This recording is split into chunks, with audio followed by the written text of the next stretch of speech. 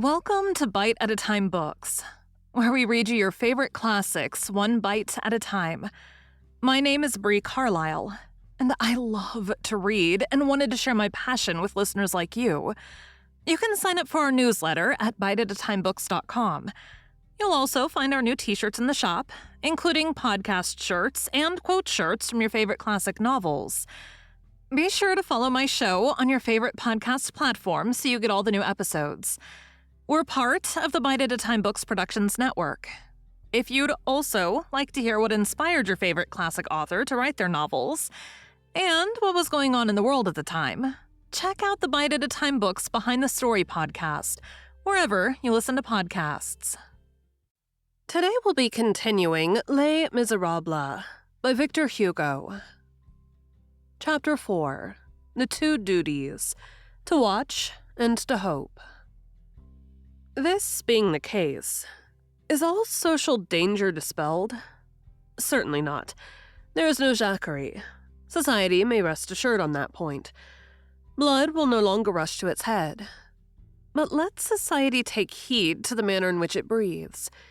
Apoplexy is no longer to be feared. But phthisis is there. Social phthisis is called misery. One can perish from being undermined as well as from being struck by lightning.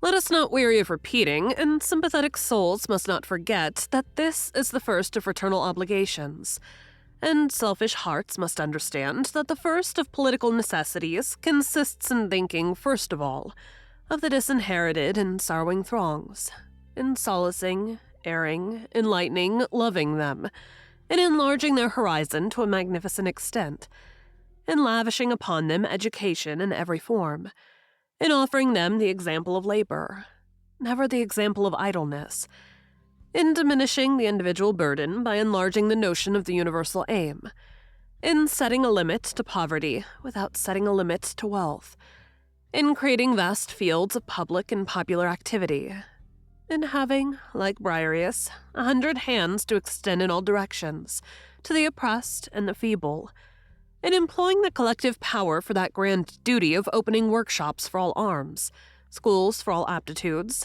and laboratories for all degrees of intelligence, in augmenting salaries, diminishing trouble, balancing what should be and what is. That is to say, in proportioning enjoyment to effort and a glut to need. In a word, in evolving from the social apparatus more light and more comfort for the benefit of those who suffer and those who are ignorant. And let us say it, all this is but the beginning. The true question is this: labor cannot be a law without being a right. We will not insist upon this point. This is not the proper place for that. If nature calls itself providence, society should call itself foresight. Intellectual and moral growth is no less indispensable than material improvement. To know is a sacrament. To think is the prime necessity. Truth is nourishment as well as grain. A reason which fasts from science and wisdom grows thin. Let us enter equal complaint against stomachs and minds which do not eat. If there is anything more heartbreaking than a body perishing for lack of bread, it is a soul which is dying from hunger for the light. The whole of progress tends in the direction of solution. Someday, we shall be amazed. As the human race mounts upward, the deep layers emerge naturally from the zone of distress. The obliteration of misery will be accomplished by a simple elevation of level. We should do wrong were we to doubt this blessed consummation. The past is very strong, it is true, at the present moment. It censures. This rejuvenation of a corpse is surprising. Behold, it is walking and advancing. It seems a victor. This dead body is a conqueror. He arrives with his legions, superstitions with his sword, despotism with his banner, ignorance. A while ago he won 10 battles. He advances, he threatens, he laughs, he is at our doors. Let us not despair on our side. Let us sell the field on which Hannibal is encamped. What have we to fear? We who believe. No such thing as a backflow of ideas exists any more than there exists a return of a river on its course. But let those who do not desire a future reflect on this matter. When they say no to progress, it is not the future, but themselves that they are condemning. They are giving themselves a sad malady. They are inoculating themselves with the past. There is but one way of rejecting tomorrow, and that is to die. Now, no death. Not of the body as late as possible. Not of the soul, never. This is what we desire. Yes, the enigma will utter its word. The Sphinx will speak, the problem will be solved. Yes, the people, sketched out by the 18th century, will be finished by the 19th. He who doubts this is an idiot. The future blossoming, the near blossoming forth of universal well-being is a divinely fatal phenomenon. Immense combined propulsions direct human affairs and conduct them within a given time to a logical state. That is to say, to a state of equilibrium. That is to say, to equity. A force composed of earth and heaven results from humanity and governs it. This force is a worker of miracles. Marvelous issues are no more difficult to it than extraordinary vicissitudes. Aided by science which comes from one man, and by the event which comes from another, it is not greatly alarmed by these contradictions in the attitude of problems, which seem impossibilities to the vulgar herd. It is no less skillful at causing a solution to spring forth from the recollection of ideas than a lesson from the reconciliation of facts, and we may expect anything from that mysterious power of progress, which brought the Orient and the Occident face to face one fine day, in the depths of a sepulchre, and made the imams converse with Bonaparte in the interior of the Great Pyramid. In the meantime, let there be no halt, no hesitation, no pause in the grandiose onward march of minds. Social philosophy consists essentially in science and peace. Its object is, and its result must be, to dissolve wrath by the study of antagonisms. It examines, it scrutinizes, it analyzes. Then it puts together once more. It proceeds by means of reduction, discarding all hatred. More than once, a society has been seen to give way before the wind which is let loose upon mankind. History is full of the shipwrecks of nations and empires.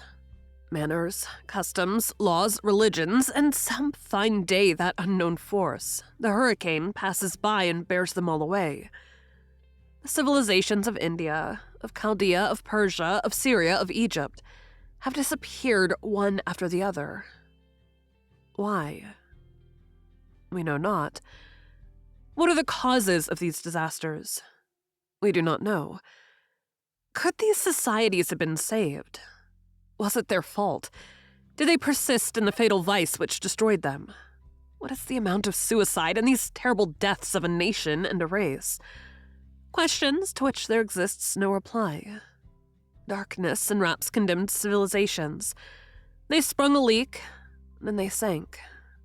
We have nothing more to say, and it is with a sort of terror that we look on, at the bottom of that sea which is called the past, behind those colossal waves, at the shipwreck of those immense vessels. Babylon, Nineveh, Tarsus, Thebes, Rome, beneath the fearful gusts which emerge from all the mouths of the shadows. But shadows are there, and light is here. We are not acquainted with the maladies of these ancient civilizations. We do not know the infirmities of our own. Everywhere upon it we have the right of light. We contemplate its beauties. We lay bare its defects. Where it is ill, we probe. And the sickness, once diagnosed, the study of the cause leads to the discovery of the remedy. Our civilization, the work of 20 centuries, is its law and its prodigy. It is worth the trouble of saving. It will be saved. It is already much to have solaced it. Its enlightenment is yet another point. All the labors of modern social philosophies must converge towards this point. The thinker of today has a great duty: to auscultate civilization. We repeat that this auscultation brings encouragement. It is by this persistence and encouragement that we wish to conclude these pages, an austere interlude in a mournful drama.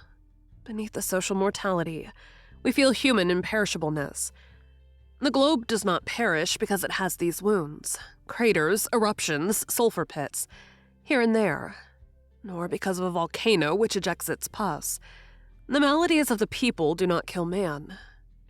And yet, anyone who follows the course of social clinics shakes his head at times. The strongest, the tenderest, the most logical have their hours of weakness. Will the future arrive? It seems as though we might almost put this question when we behold so much terrible darkness. Melancholy, face-to-face encounter of selfish and wretched. On the part of the selfish, the prejudices, shadows of costly education, appetite increasing through intoxication, a giddiness of prosperity which dulls, a fear of suffering which in some goes as far as an aversion for the suffering, an implacable satisfaction, the eye so swollen that it bars the soul. On the side of the wretched covetousness, envy, hatred of seeing others enjoy, the profound impulses of the human beast towards assuaging its desires, hearts full of mist, sadness, need, fatality, impure and simple ignorance. Shall we continue to raise our eyes to heaven? Is the luminous point which we distinguish there one of those which vanish? The ideal is frightful to behold, thus lost in the depths, small, isolated, imperceptible, brilliant, but surrounded by those great black menaces, monstrously heaped around it, yet no more in danger than a star in the maw of the clouds. Thank you for joining Bite at a Time Books today, while we read a bite of one of your favorite classics. Again, my name is Bree Carlile, and I hope you come back tomorrow for the next bite of Les Miserables. Don't forget, you can sign up for our newsletter at biteatatimebooks.com. And while you're there, check out our t-shirt shop. You can look in the show notes or on our website, biteatatimebooks.com, for the rest of the links for our show. We'd love to hear from you on social media. You can find us everywhere at Bite at a Time Books.